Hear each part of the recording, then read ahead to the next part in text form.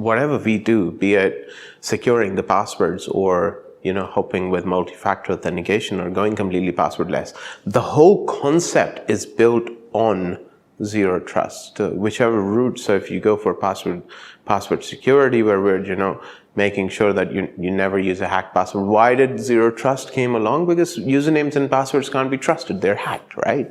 So we stop that part where we ensure that the passwords which are being used on the corporate network are never hacked, following the NIST regulation.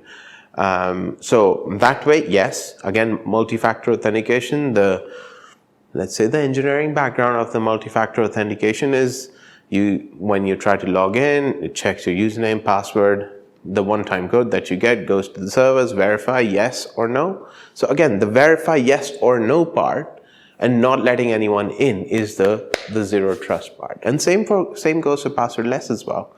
With passwordless, again, as soon as you try to log in, you enter your authentication code or push notification. It checks, okay, where the request is coming from, who is this person, have you checked the biometrics, so on. So we are authenticating, verifying every piece of interaction with the end user that's trying to log in. So yeah, it's all zero trust.